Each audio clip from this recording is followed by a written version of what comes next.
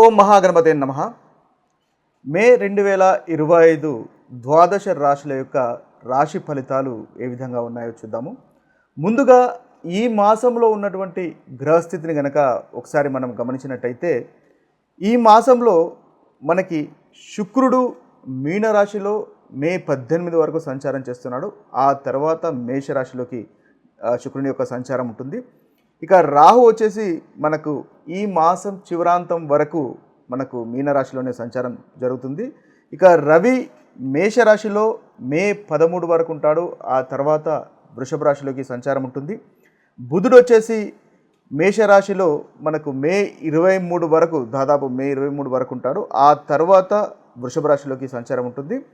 ఇక గురువు వచ్చేసి ఈ మాసంలో ముఖ్యమైనటువంటి గ్రహ సంచారం కనుక మనము అనుకున్నట్టయితే, గురువు గత సంవత్సరం నుంచి మనకు వృషభ రాశిలో సంచారం చేస్తున్నాడు. ఈ మే 14 నుంచి గురువు మిథున రాశిలోకి సంచారం అనేది ఉంటుంది. ఇది ఒక ముఖ్యమైనటువంటి గ్రహ సంచారంగా, దీర్ఘకాలికంగా ఉండేటటువంటి గ్రహ సంచారంగా మనము భావించవచ్చు. ఇక శని వచ్చేసి మనకి మార్చిలోనే మీనరాశిలోకి సంచారం చేశాడు. అయితే ఈ మాసంలో మే మాసంలో కూడా శని యొక్క సంచారము మీనరాశిలోనే ఉంటుంది. ఇక కేతు యొక్క సంచారము కన్యరాశిలో ఉంటుంది. మనకి స్థూలంగా ఇవి ఈ మాసంలో ఉన్నటువంటి గ్రహస్థితి, అంటే 2025 మే మాసంలో ఉన్నటువంటి గ్రహస్థితి. ఈ గ్రహస్థితిని ఆధారంగా చేసుకొని మనము 12 రాశుల వారికి రాశి ఫలితాలు ఈ మాసంలో ఏ విధంగా ఉంటాయో చూద్దాం.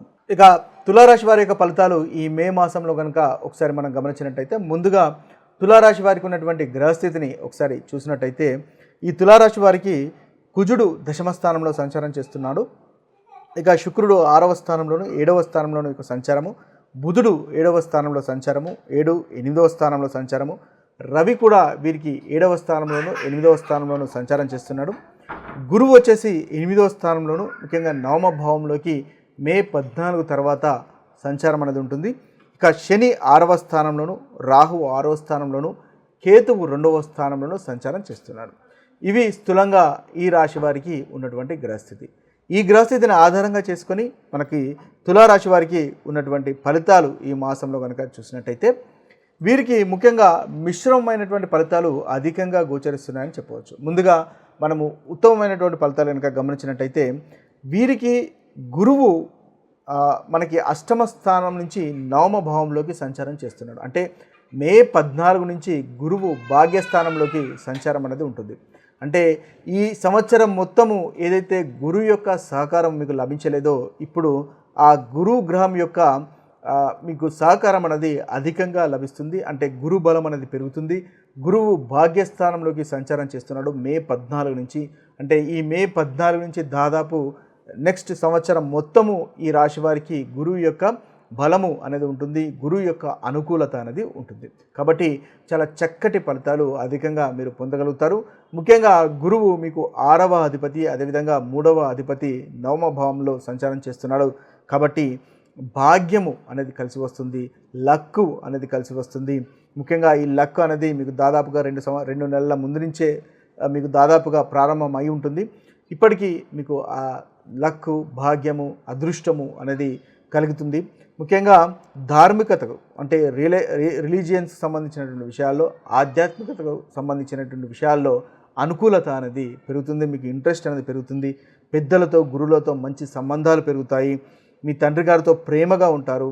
ఒకవేళ ఏదైనా భేదాభిప్రాయాలు కనుక ఉన్నట్టయితే ఆ భేదాభిప్రాయాలు కూడా తొలగిపోతాయి. అదేవిధంగా మీపై మీకు నమ్మకం అనేది పెరుగుతుంది. ముఖ్యంగా కార్యసిద్ధి అనేది ఈ రాశి వారికి తప్పకుండా పెరుగుతుంది. వృత్తిలో అభివృద్ధి ఉంటుంది. మీకు పనికి తగినటువంటి ప్రశంసలు మీరు అందుకోగలుగుతారు. ఈవెన్ ప్రమోషన్స్ కూడా అందుకునేటటువంటి అవకాశాలు కనిపిస్తున్నాయి. మంచి వ్యాపారం చేస్తున్న వారికి వ్యాపారాన్ని కూడా నెక్స్ట్ లెవెల్కి తీసుకెళ్లేటటువంటి అవకాశాలు మనకు అధికంగా కనిపిస్తుంది. ముఖ్యంగా టీచింగ్లో కానీ పబ్లిషింగ్లో ఉన్న వారికి చాలా చక్కగా ఉంటుంది.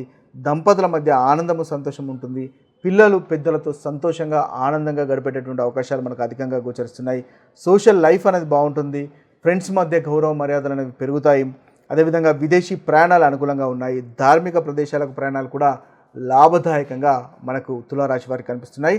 పంచమ స్థానం పైన దృష్టి పెట్టడం వల్ల ముఖ్యంగా సంతానం కోరుకున్న వారికి సంతానం కలిగేటటువంటి అవకాశాలు కూడా మనకు అధికంగా కనిపిస్తున్నాయి.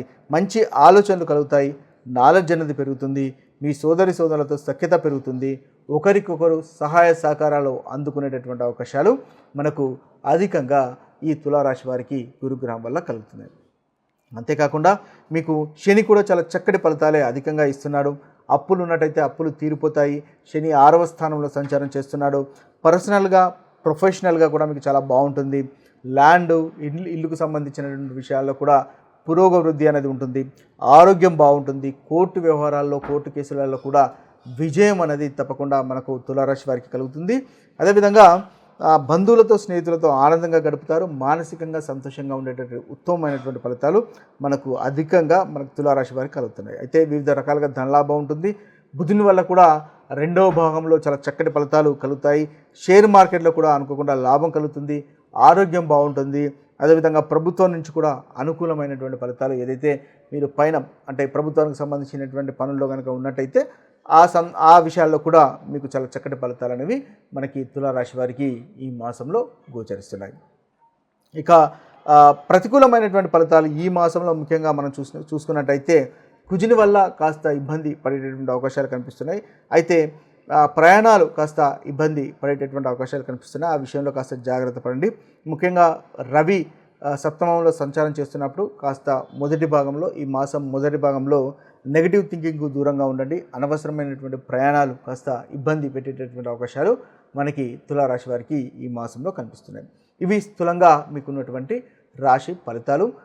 మీరు ఈ ప్రతికూలమైనటువంటి ఫలితాలు తొలగిపోయి అనుకూలత పెంచుకోవడానికి ముఖ్యంగా మనం చూసుకోవాల్సింది ఏంటంటే మహాలక్ష్మిని పూజించండి. ఈ మాసంలో చాలా చక్కటి ఫలితాలు పొందగలుగుతారు. అదేవిధంగా ఆదిత్య హృదయాన్ని పఠించడం వల్ల కూడా ఈ రాశి వారు చాలా చక్కటి ఫలితాలు పొందగలుగుతారు. ఇవి స్థూలంగా మనకు తులారాశి వారికి ఉన్నటువంటి రాశి ఫలితాలు. ఇవి స్థూలంగా ఈ రాశి వారికి ఉన్నటువంటి రాశి ఫలితాలు. అయితే మనం ముందుగా గమనించవలసింది ఏంటంటే మీ యొక్క జన్మ జాతకంలో గనక చక్కటి గ్రహస్థితి కనుక ఉన్నట్టయితే మీ యొక్క దశ అంతర్దశలు అనుకూలమైన దశ అంతర్దశలు ఉండి అనుకూలమైన గ్రహస్థితి మీ జన్మ జాతకంలో కనుక ఉన్నట్టయితే ఏదైతే ప్రతికూలమైనటువంటి ఫలితాలు మనం అనుకుంటున్నామో ఆ ప్రతికూలమైనటువంటి ఫలితాలు కూడా అంతగా అనుభవంలోకి రావు అని గుర్తించండి. అయితే ముఖ్యంగా ఈ యొక్క రాశి ఫలితాలు అనేవి మనకు ఓవరాల్గా మాత్రమే అనుభవంలోకి వస్తాయని గమనించండి. ఇవి స్థూలంగా మనకు ద్వాదశ రాశిలో వారికి ఉన్నటువంటి రాశి ఫలితాలు. ప్రతి రాశివారు ముఖ్యంగా ఎలాంటి రాశివారైనా సరే మీరు ప్రతికూలమైనటువంటి ఫలితాలు తొలగిపోయి అనుకూలంగా కలగడానికి ప్రతి సోమవారము శివుని యొక్క అభిషేకం చేయడం వల్ల అదే సమయానికి ప్రతి సోమవారము శివుని యొక్క అభిషేకం చేయడం వల్ల అన్ని ప్రతికూలమైనటువంటి ఫలితాలు తొలగిపోయి ఒక నూతన అధ్యాయము అంటే ఉత్తమమైనటువంటి ఫలితాలు కలగడానికి ఉపయోగపడుతుంది. ఎవరైతే చాలా బాధలు కష్టాలు అనుభవిస్తూ ఉన్నారో వారు కనుక ఈ యొక్క రెమెడీ ఈ యొక్క పరిహారం కనుక చేసుకోగలిగితే ప్రతి సోమవారం శివునికి అభిషేకం కనుక క్రమం తప్పకుండా చేసుకోగలిగితే ఒక 21 సోమవారాలు కనుక చేసుకోగలిగితే మీకు చాలా చక్కటి ఫలితాలు అధికంగా మీకు కలుగుతాయి. ఇవి స్థూలంగా మనకు ద్వాదశ రాశి వారికి ఉన్నటువంటి రాశి ఫలితాలు. మరొక వీడియోలో మరొక రాశి ఫలితాలతో కలుద్దాము. అంతవరకు సెలవు. సర్వే జన సుఖినో భవంతు. సర్వే సుజన సుఖినో భవంతు. నమస్తే.